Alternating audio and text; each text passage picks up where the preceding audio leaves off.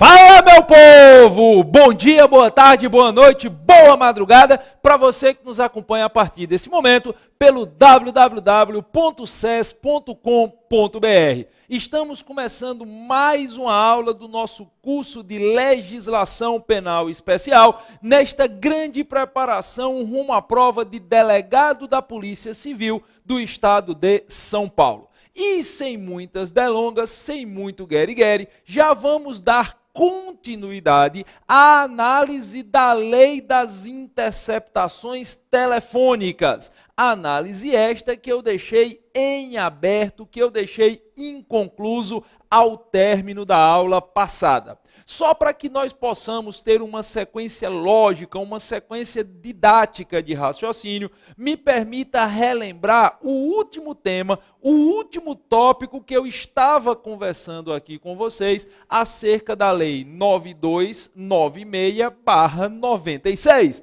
ou seja, acerca da lei que rege e tutela a interceptação das comunicações telefônicas e de todas as outras formas de transmissão de dados, Skype, e-mail, WhatsApp, Facebook e por aí vai.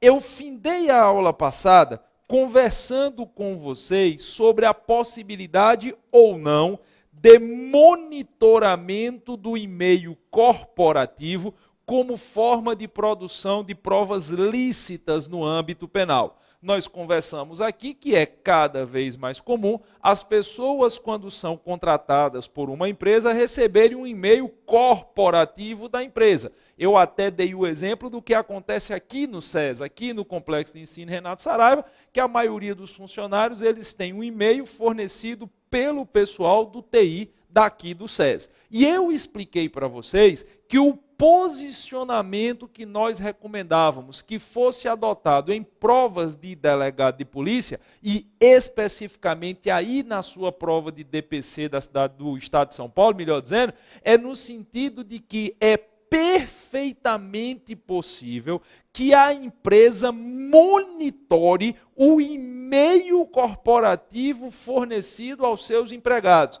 independentemente da existência de ordem judicial. Eu até brinquei falando assim, olha, se tu quer mandar fotos de cachorrinho, coraçãozinho, mensagens bonitinhas, tu manda pelo teu e-mail particular.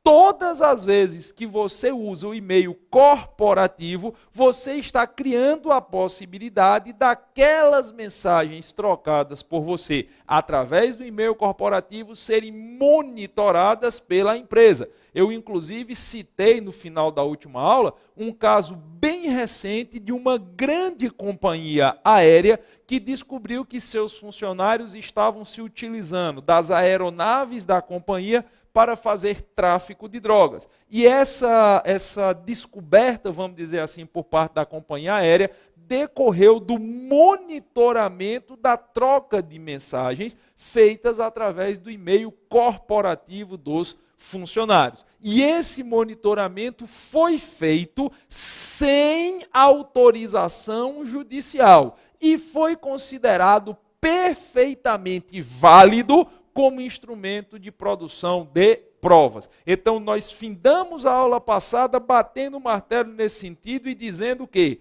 para fins de prova de DPC e especificamente para fins da sua prova de delegado de Polícia Civil de São Paulo, é possível sim que, ainda que não exista ordem judicial, ocorra por parte da empresa o monitoramento do e-mail corporativo fornecido aos seus empregados. E se, através desse monitoramento, eles descobrirem, eles elencarem alguns instrumentos que comprovem a prática de delitos, esta prova é válida, é lícita, é aceitável. E eu terminei a aula passada deixando uma pergunta no ar. Eu levantei aqui um outro tema altamente controverso na doutrina, que seria a possibilidade ou não de ocorrer interceptação das conversas telefônicas entre o investigado ou processado e seu advogado. Isso foi a última coisa que eu falei ao término da aula passada. Eu deixei essa pergunta, eu deixei essa interrogação no ar. Se seria possível ou não a interceptação de conversas telefônicas, de trocas de mensagens, entre um investigado ou um processado e seu advogado.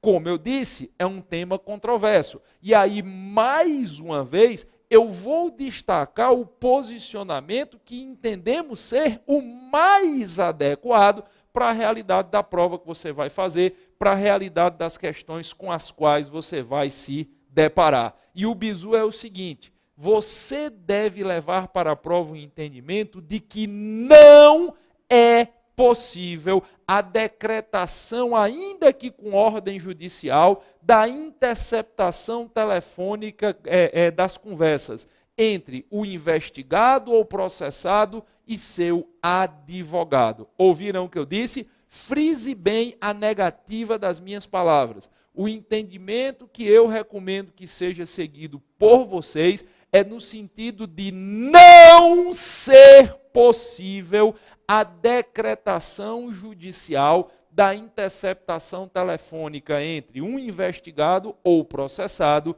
e seu ou seus advogados. Por quê? Porque se você recorrer ao Estatuto da OAB, está previsto lá taxativamente, entre o rol dos direitos inerentes ao exercício da advocacia, está previsto que um dos direitos do advogado é ter o sigilo preservado no contato, na conversa com o seu constituinte.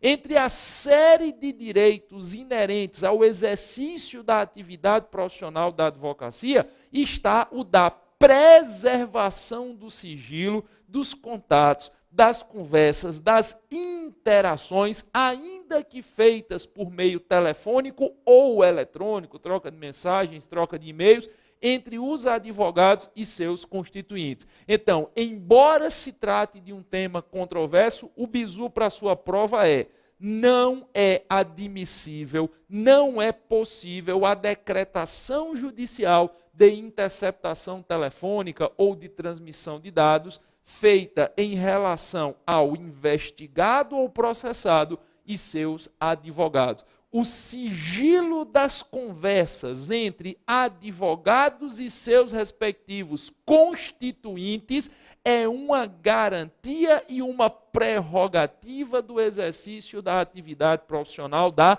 advocacia. Ouviram o que eu disse? O entendimento que deve ser adotado por vocês é que o sigilo das conversas, das comunicações entre advogados e constituintes é uma das prerrogativas inerentes ao exercício da atividade profissional da advocacia. Então, a resposta a esta indagação que eu deixei em aberto é não. Não é possível a interceptação de tais comunicações. Beleza? Então, matamos a pergunta que eu deixei em aberto e aí vamos dar continuidade à análise da Lei 9296/96. Desta feita, observando o que está previsto no artigo 2º da lei, que diz: não será admitida a interceptação de comunicações telefônicas quando ocorrer qualquer das seguintes hipóteses. Inciso 1. Não houver indícios razoáveis da autoria ou participação em infração penal. Inciso 2. A prova puder ser feita por outros meios disponíveis. Inciso 3. O fato investigado constituir infração penal punida, no máximo, com pena de detenção. E o parágrafo único do artigo 2º nos diz: em qualquer hipótese, deve ser descrita com clareza a situação objeto da investigação, inclusive com a indicação e qualificação dos investigados, salvo impossibilidade manifesta devidamente justificada. Corta para cá, Chuasa. Crianças, o que nós temos aqui é uma notória falha na forma de se redigir o dispositivo normativo. O legislador ele não foi, em minha opinião, nem um pouco feliz na hora que ele deu a esse artigo 2º da Lei 9296 tal redação. O que, na verdade, o legislador queria nos dizer é quais são as hipóteses em que eu posso ter decretação da interceptação telefônica. E aí vem um bizu. Para que o juiz decrete a interceptação telefônica, é indispensável a presença cumulativa. Ouviram o que eu disse? É indispensável a presença cumulativa de 3 elementos. E eu insisto, os 3 devem estar presentes no caso concreto. Se eu tiver só 2, se eu tiver apenas um desses elementos, a interceptação telefônica ficará obstada. A interceptação telefônica não poderá ser decretada judicialmente. Para que o juiz decrete, seja de ofício, seja mediante pleito do delegado de polícia ou do representante do parquê, do Ministério Público, para que o juiz decrete a interceptação telefônica, é indispensável que 3 pré-requisitos sejam satisfeitos. E esses pré-requisitos, eles são abstraídos da intelecção, da interpretação do artigo 2º, a saber, primeiro, mestre, interceptação telefônica só pode ser decretada se o crime objeto de investigação ou da ação for punido com reclusão.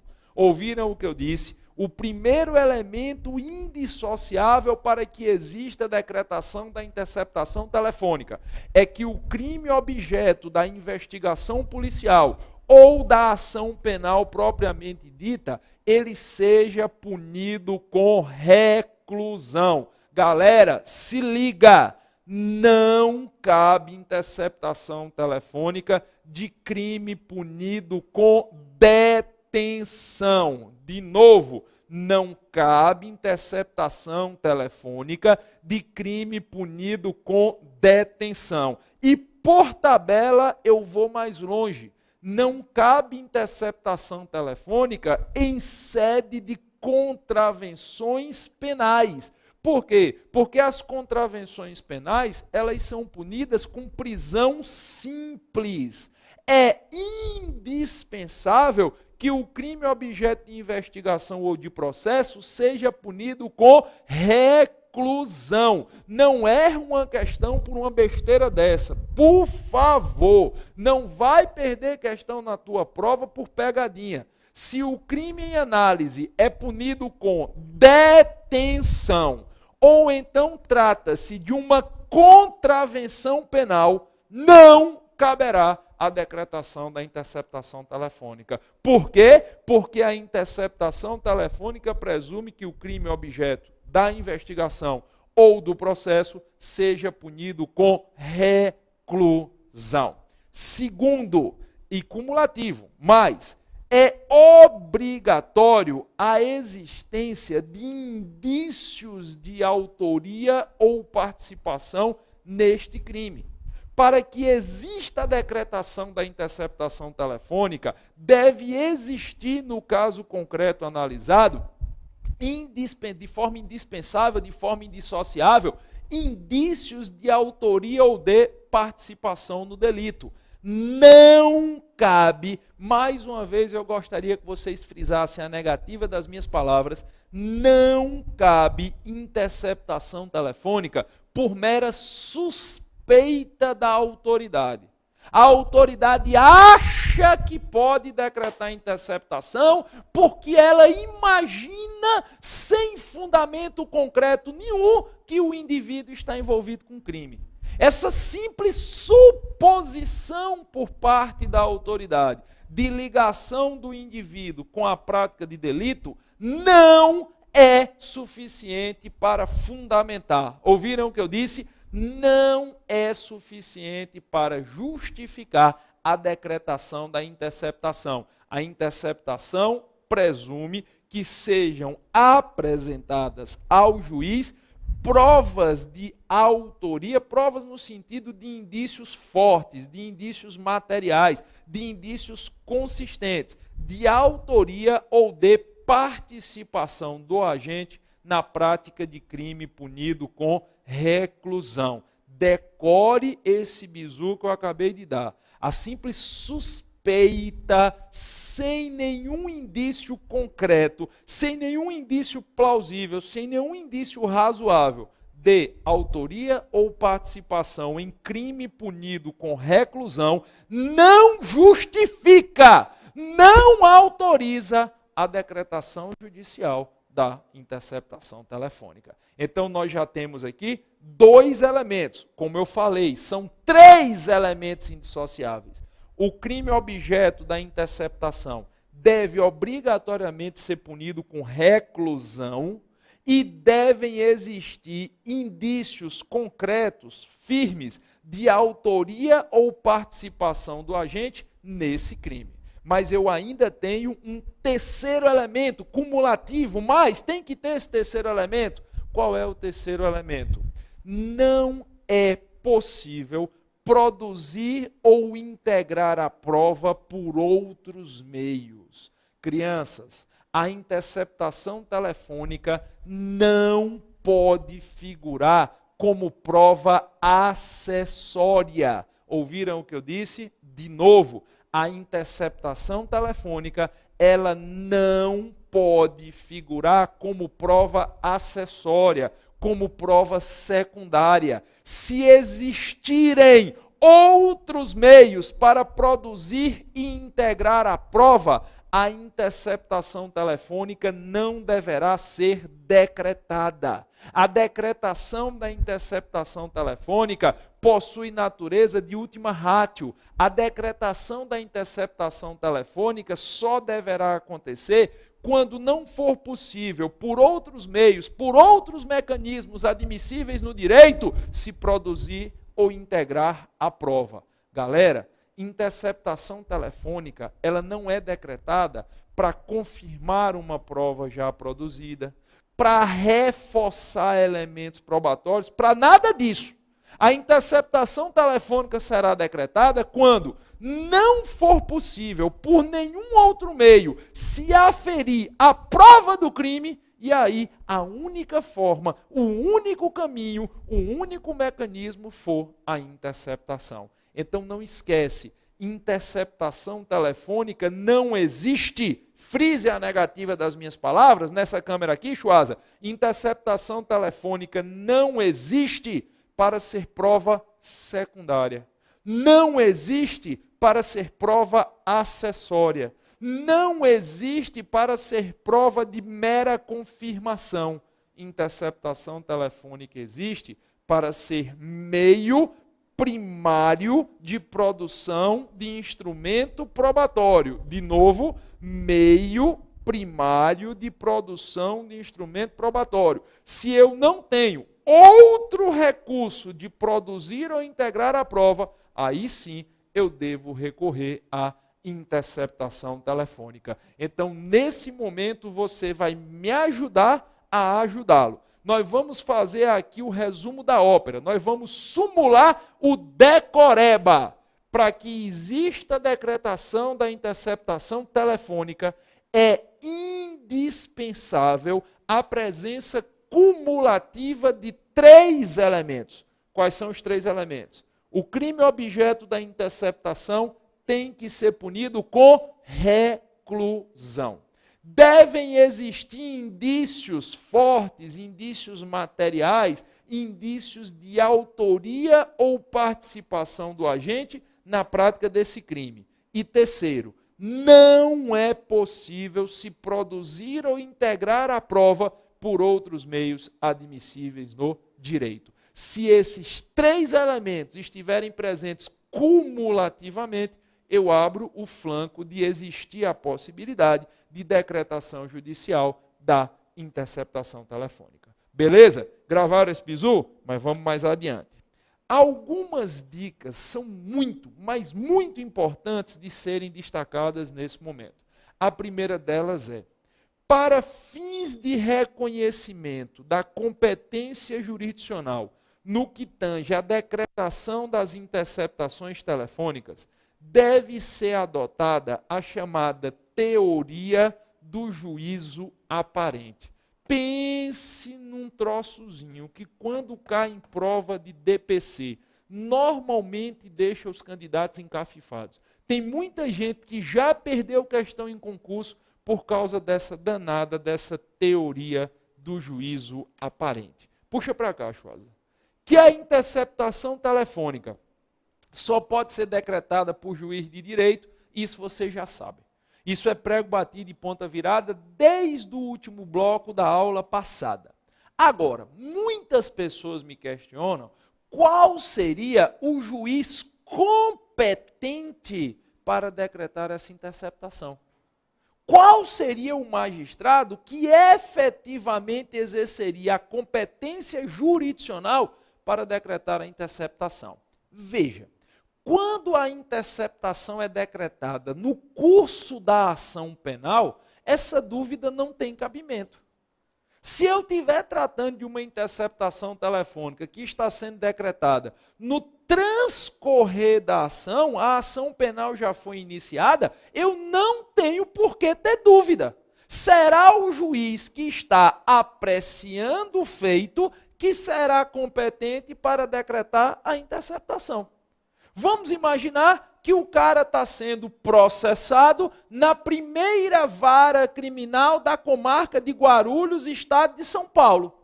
O processo, a ação penal já foi instaurada, ele foi denunciado, a denúncia foi recebida pelo magistrado, foi apresentada pelos advogados de defesa do acusado a resposta à acusação e o juiz instaurou a ação penal. O processo está em andamento. O processo está em andamento aonde? Na primeira vara criminal da comarca de Guarulhos, estado de São Paulo.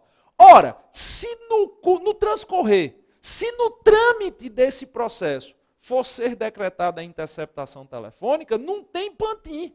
Quem é o juiz competente para essa decretação?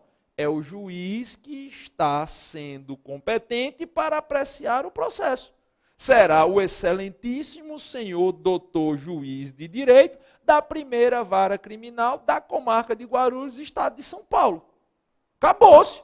Não tem o que fazer. Se o processo corre na terceira vara criminal da comarca de Santos e vai ser decretada uma interceptação telefônica no curso desse processo, o juiz competente para tal decretação é o excelentíssimo senhor doutor juiz de direito da terceira vara criminal da comarca de Santos. Não tem o que fazer. Não resta dúvida sobre a competência jurisdicional para a decretação da interceptação telefônica quando esta ocorre no curso, no transcorrer da ação penal. A bronca é quando você tem a decretação na fase de investigação policial, na fase pré-processual. Eu não tenho ação penal ainda. E aí? O delegado de polícia fez o pleito, ou o promotor de justiça fez o pleito, para que o juiz, antes da ação penal ser iniciada, decretasse interceptação telefônica. Neste caso, quem seria o juiz competente para fazer tal decretação? É nesse momento que você deve aplicar a chamada teoria do juízo aparente. Por que teoria do juízo aparente? Você vai se questionar qual é o crime objeto da investigação. Qual é a situação em que esse crime está sendo praticado? A partir dessas duas indagações, você vai conseguir dizer qual seria a competência jurisdicional originária para, na hora que a denúncia fosse oferecida, na hora que a ação penal fosse iniciada, apreciar esse feito. Como assim, professor? Eu não entendi. Imagine só que a Polícia Federal está investigando a prática de crime de peculato. Peculato é crime funcional. Peculato é crime de funcionário público contra a administração. Está tipificado lá no artigo 312 do Código Penal Brasileiro. Então imaginemos que a Polícia Federal está investigando a prática de crime de peculato, ocorrido dentro de uma instituição, de uma repartição pública federal, localizada na cidade de São Paulo, capital. Sei lá, numa situação aí hipotética. A Polícia Federal está investigando o crime de peculato no INSS, Autarquia Previdenciária da União, mais especificamente em um ente do INSS localizado em São Paulo, capital. Ora, como se trata de um crime funcional que ofende bens, serviços, patrimônio ou interesse da União e de suas entidades, a competência jurisdicional para apreciar esse crime é da Justiça Federal. Justiça Federal de onde? Do Estado de São Paulo. Mais especificamente de onde? De São Paulo, capital. Nesse caso, caso a Polícia Federal busque a decretação da interceptação telefônica, ela terá que fazer esse pedido à Justiça Federal da cidade de São Paulo. Como existem várias seções judiciárias federais em São Paulo, capital, o pedido irá para distribuição.